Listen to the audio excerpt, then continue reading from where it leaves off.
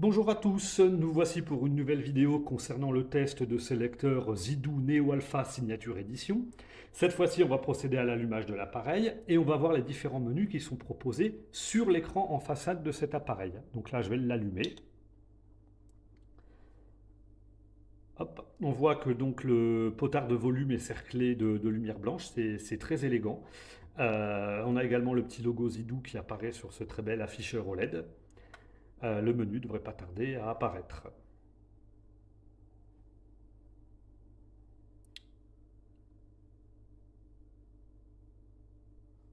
Voilà, donc nous voilà sur le menu. Le premier icône qui apparaît est celui consacré à la musique, ce qui prouve bien que cet appareil a été pensé également pour un usage hi-fi. Le deuxième icône, c'est la partie Media Center, donc multimédia. On a une partie ici, Source In, qui nous permet donc de choisir les différentes entrées de cet appareil, puisqu'on peut attaquer directement son DAC en coax, en optique ou en USB. Donc ça apparaît ici. On peut également l'attaquer en Bluetooth et on peut également configurer la sortie numérique. On a également une partie player interne, on va voir ce que ça donne. Alors, this mode will output analog from DAC. Ok, donc c'est pour sortir en analogique, effectivement, et digital output. J'ai vu un jean que c'est pour sortir en numérique, donc via une sortie SPDIF, donc il y a une sortie optique, soit sinon en HDMI. Je vais retourner au menu principal et on va aller dans les settings, donc les paramètres. On a différents paramètres qui arrivent ici. Dans General Settings, j'ai voulu paramétrer l'OSD en français. Il est déjà paramétré en français Canada. J'avais bien sûr paramétré tout d'abord ça en français français de France. Cependant, le menu sur cet écran reste toujours en anglais. À l'inverse, puisque j'ai déjà pu un peu tester cet appareil, sur le téléviseur sur lequel il est branché, le menu apparaît bien à ce moment-là en français. D'ailleurs, la suite de la vidéo maintenant va se passer sur le téléviseur et non plus sur ce très bel écran tactile qui plus est, ce qui est pratique, mais c'est quand même plus agréable de voir ça sur son téléviseur et c'est ce que l'on va faire immédiatement. À noter cependant que c'est quand même un très bon point qu'il y ait cet écran tactile, surtout pour un usage hi car alors, à ce moment-là, on peut complètement se passer d'un écran et tout paramétrer soit depuis la télécommande, soit depuis cet écran en façade, soit depuis l'application. Nous allons maintenant voir les différents paramètres qui s'affichent sur le téléviseur. Ça reprend grosso modo ce qu'il y a évidemment sur l'écran en façade, mais on va voir qu'il y a également des choses supplémentaires. Bien, nous voici donc maintenant avec le lecteur relié à mon téléviseur. Il s'agit du téléviseur qui est présent dans mon bureau hi qui me permet normalement d'afficher le logiciel Roon. C'est un téléviseur LCD d'entrée de gamme, pas besoin de plus pour afficher un logiciel de musique. Donc ça va largement suffire effectivement pour que je puisse vous montrer les menus qui s'affichent sur cet écran. Donc on se retrouve avec le menu principal composé donc de 5 icônes de manière assez classique, hein, ça ressemble évidemment à ce qu'on peut trouver chez d'autres marques. Et on va tout de suite voir les réglages.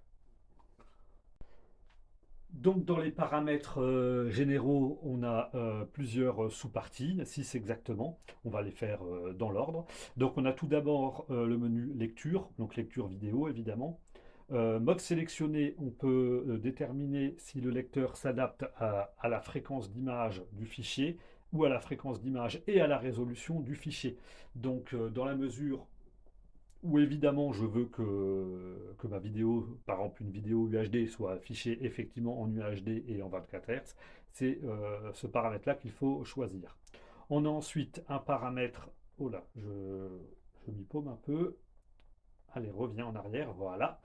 Un paramètre lecture différée, donc je ne comprends pas trop ce que ça veut dire, une seconde, 3 secondes, 5 secondes, je ne vois pas pourquoi on voudrait que la lecture soit différée de 15 secondes. Après une petite explication de Miracle qui a regardé ma vidéo avant le montage définitif, il s'avère que ce décalage de lecture a pour but de pallier la lenteur de la synchronisation HDMI dans le cas de certains vidéoprojecteurs ou peut-être même de certains téléviseurs.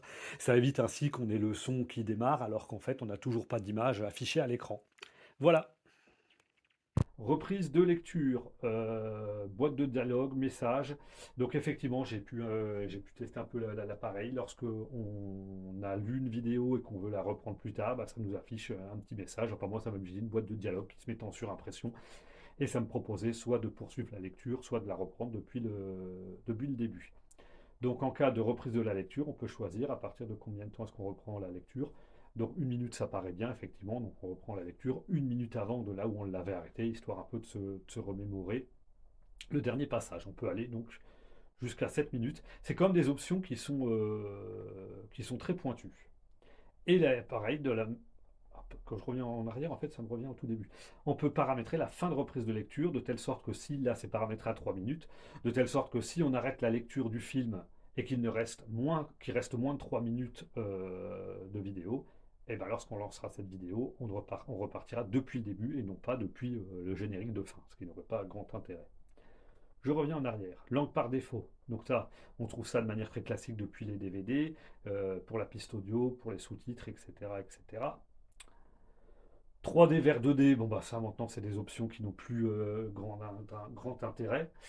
Donc là c'est prévu pour basculer la lecture une vidéo 3D en 2D. Bon, je vois pas trop l'intérêt puisque un disque. Ah oui, c'est au cas où on ait une vidéo qui soit. Oui, effectivement, on a une vidéo qui soit que 3D. Bon, ok. Télécommande.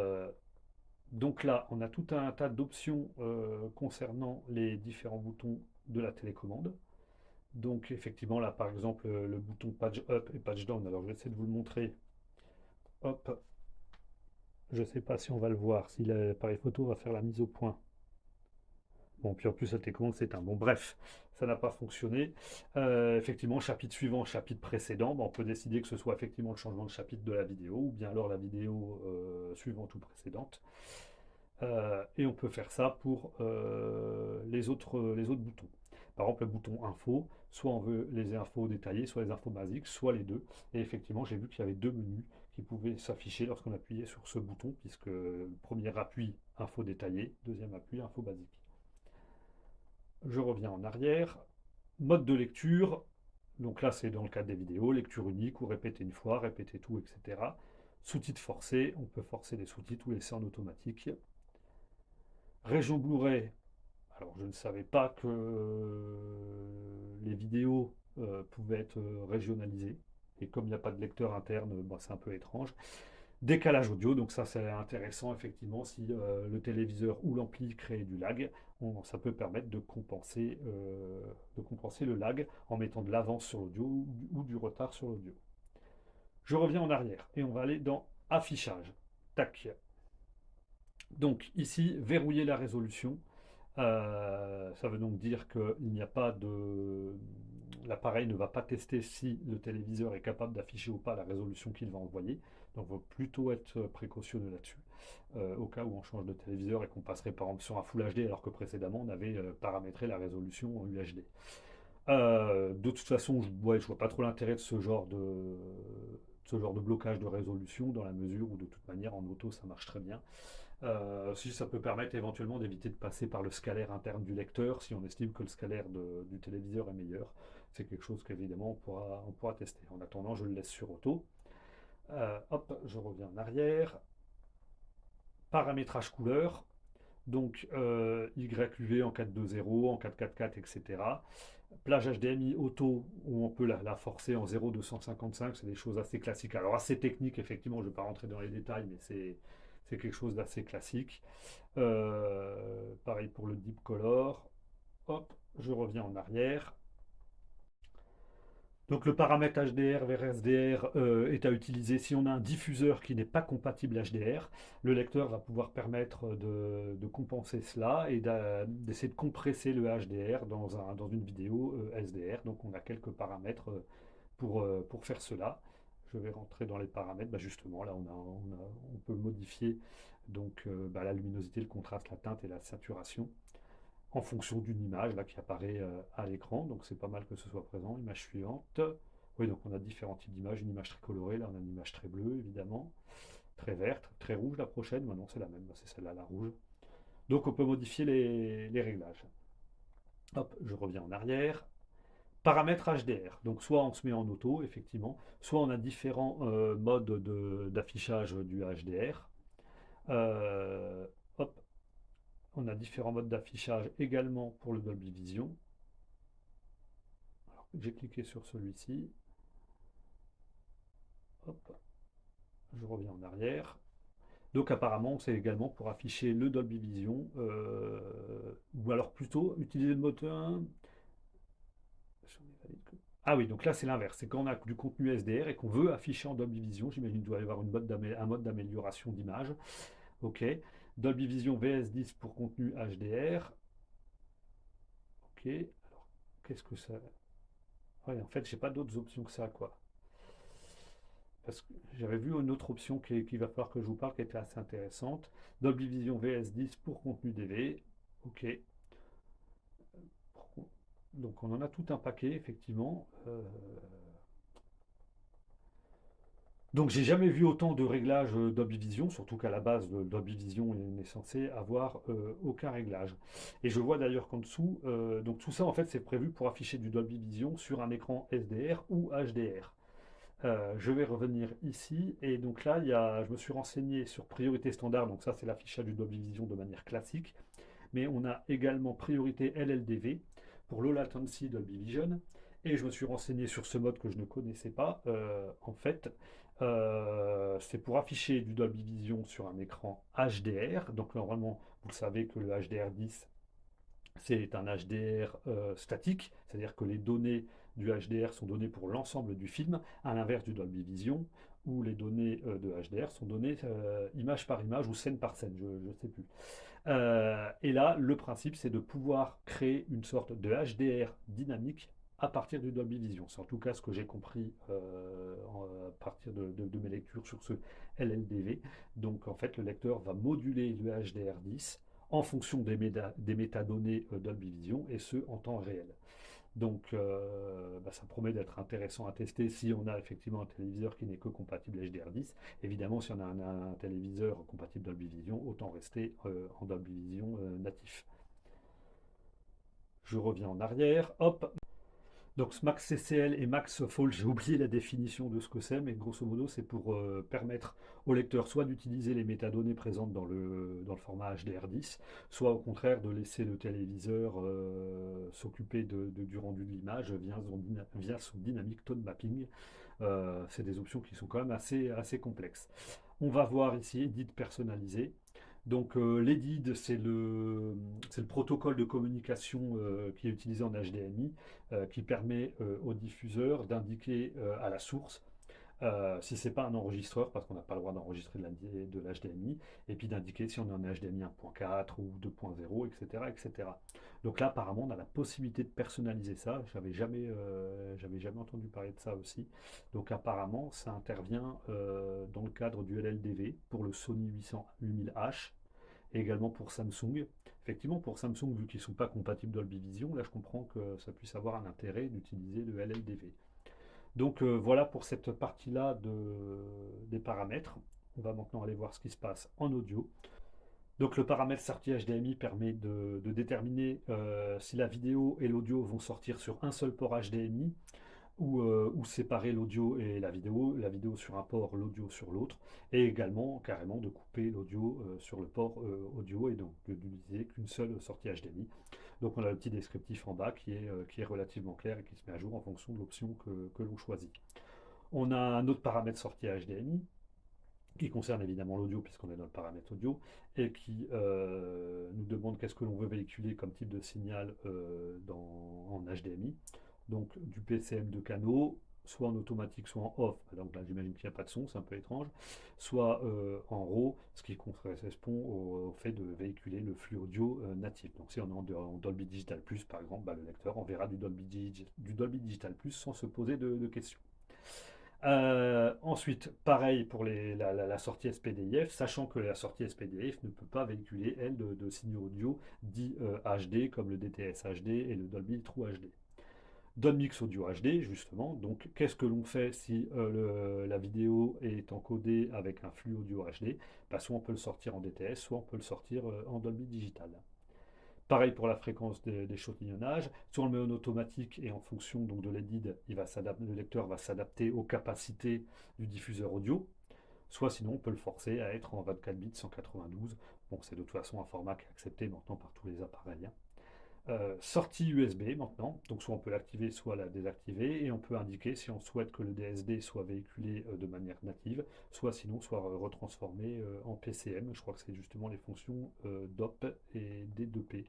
Je ne sais plus exactement ce que ça veut dire. Moi, de toute façon, je le laisserai en natif.